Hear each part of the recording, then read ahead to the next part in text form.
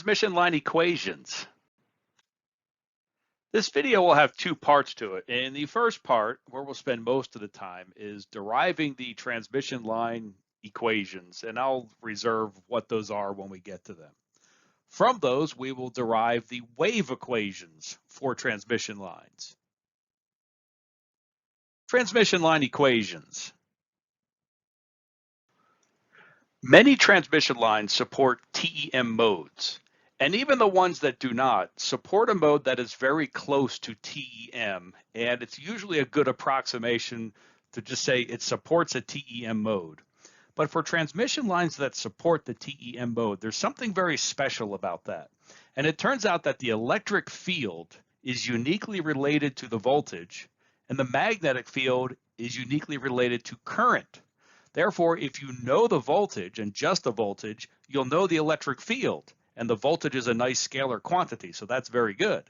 And likewise, if you know the current, you'll know the magnetic field, or if you know the magnetic field, you know the current. But current is a nice scalar quantity, so it's much nicer to work with.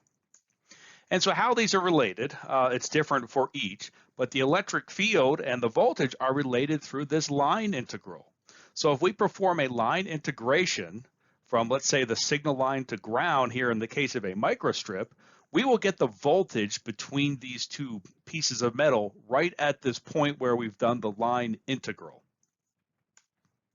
Similarly, if we do a closed contour integration around the signal line, we will calculate how much current is passing through this area defined by where we calculated the integral. So we will know the current immediately at this point.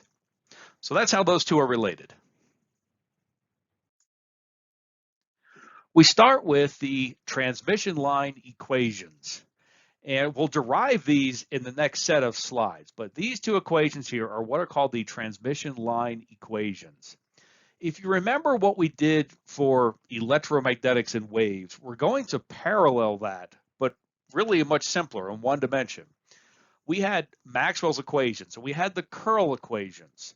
The curl equations are what predicts the waves. Well, transmission line equations are what predicts waves on transmission lines. We had these two fundamental parameters, mu and epsilon, that they themselves were not necessarily intuitive or that meaningful, but we derive meaningful parameters from them. Well, on the right, we have R, L, G, and C that are the fundamental parameters. They themselves aren't necessarily intuitive or meaningful, but from those we will derive things like the characteristic impedance. So Maxwell's curl equations were fundamental and predict waves. They really weren't that useful in and of themselves, but everything that was useful was ultimately derived, and usually that derivation started with those curl equations. Same things for these transmission line equations. These equations themselves aren't necessarily useful. We're not going to plug numbers into these and get answers. We're going to start with these equations and derive everything that's useful from them. So they really take the role of what Maxwell's curl equations had up to this point in this course. But now we have these transmission line equations. And they're not vector equations, so they're actually even simpler. Let's go ahead and derive these. And so here's our L-type circuit model, the RLGC model for our transmission line. And the first thing we're going to do is apply Kirchhoff's voltage law to the outer loop. So we're going to write a loop equation around the outer loop. So let's start here at the lower left, and we will cross this input voltage first. So using the passive sign convention, we will write that as minus V Z of t. It's at position Z because it's on the left side of the circuit model, and we'll have a V at Z plus delta Z on the right-hand side. So that was just this first part of the loop. We're going to go through each element. Next is the resistor. Using the passive sign convention, it's I times R. We go through the inductor. That's L times the time derivative of current. Next, we come across that output voltage. Using the passive sign convention, that is a plus V at Z plus delta T. Notice here on the left, we had a minus first, so we had a minus V at Z comma T. But over here, we hit the plus sign first, and so we have a positive V z plus delta z at time t. And that closes the loop. So the sum of all that stuff has to equal 0. That's our first loop equation. So this is the loop equation from the previous slide. What I'm going to do is take all of the voltage terms over to the left and everything else over the right. And I get a new form of an equation here. Now, if I stare at this term on the left, it should start looking familiar. In fact, that's the definition of the derivative of voltage in the limit as delta z goes to 0. So in fact, that's exactly what we'll do now. In the limit, as delta z goes to 0, this term on the left becomes a derivative. We have to write it as a partial derivative because we have two independent variables, z and t right now. That is our first transmission line equation. Let's go on to the second one. The second one will be derived using Kirchhoff's current law. And so we'll focus our attention on this center node here. We have a current coming in from the left, going out on the right, and then it can go down via two paths. So we really have four terms here that we add all together and set to 0.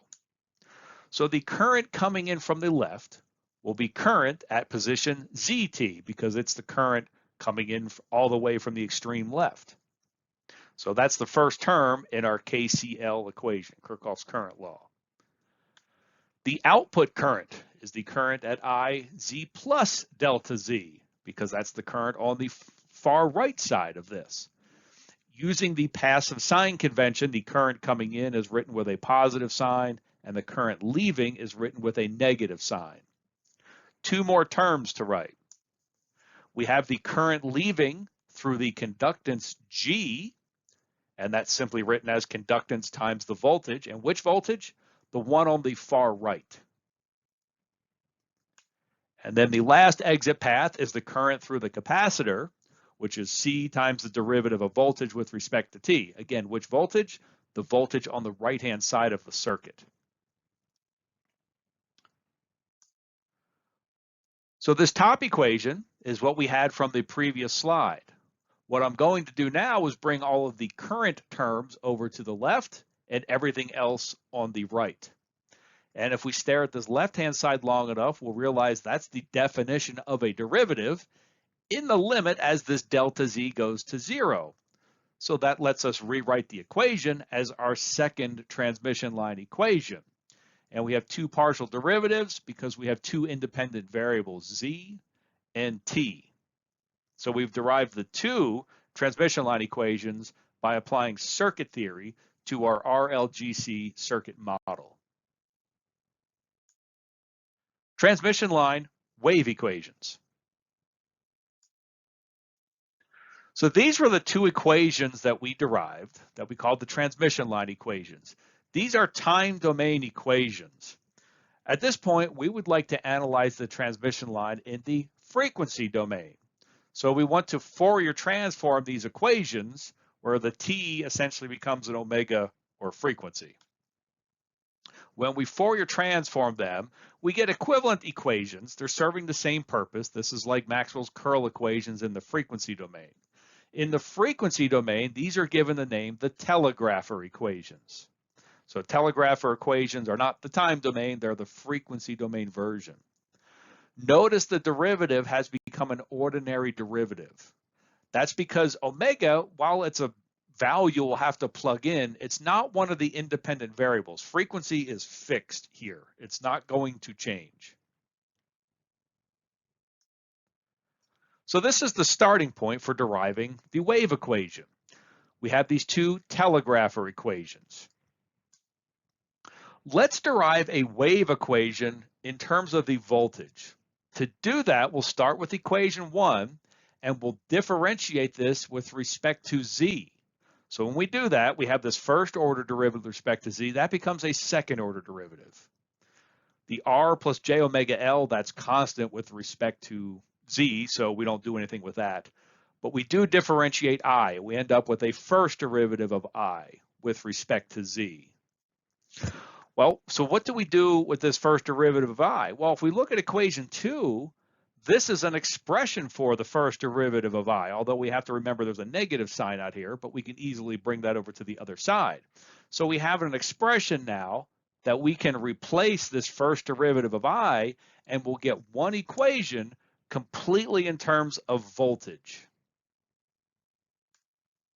So let's just rearrange everything, bring everything over to the left side of the equal sign, and we have our first wave equation in terms of voltage. Let's repeat this. However, now we'll derive a wave equation in terms of the current term. So to do that, we'll start with the second equation and differentiate it with respect to z. When we do that, this first derivative with respect to z becomes a second derivative. We had a voltage term over here. Taking the derivative of that, we get a first order derivative. And what do we do with this first order derivative?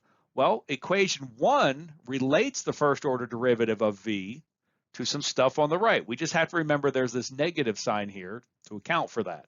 So we can use this first equation to replace this first derivative of v, and we get one equation completely in terms of the current.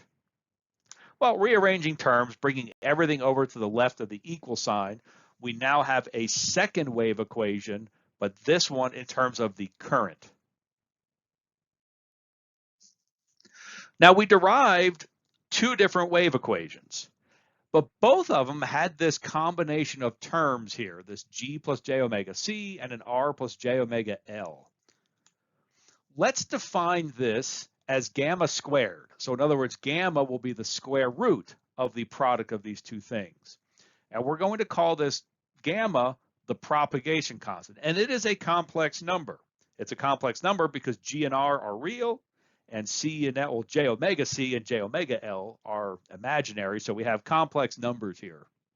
And the real and imaginary part will have meaning. We will get to that more later, but the real part is this alpha. That's the attenuation coefficient. So everything about loss is expressed in this alpha. And then beta will be the phase constant. So everything about the frequency of the oscillation, how fast it oscillates with respect to position, is in the beta. Well, given gamma, we can write our two wave equations a bit more simply. Rather than have this big, ugly collection of terms, we're just calling this gamma. When we were talking about Maxwell's equations and the curl equations, we did the same thing. We replaced it with a k squared, but we did also at the time talk about a gamma, and it was the same gamma. It was a complex propagation constant. Well, let's go ahead and solve these two wave equations. It's the same wave equation. It's just using different variables. We've swapped v and I. So it makes sense then that they're going to have the same solution, just swapping v and I. Now notice there's two terms on each, and that's because the solution really needs to be written twice, because we could have a forward wave and we could have a backward wave. And so each wave will have a voltage associated with it and a current associated with it. Just like in electromagnetics, each wave had an electric field associated with it and a magnetic field, and they were coupled. And here we have a voltage and current, and those are coupled. From the bottom of my heart, thank you so much for using EMPossible. I want to create more videos, and I want to continue to improve how electromagnetics and computation is taught online. To do that, it will really help me if you can like this video and subscribe to our channel. I also want you to know we have a lot more content that you may not be aware of. See everything we have to offer at EMPossible.net.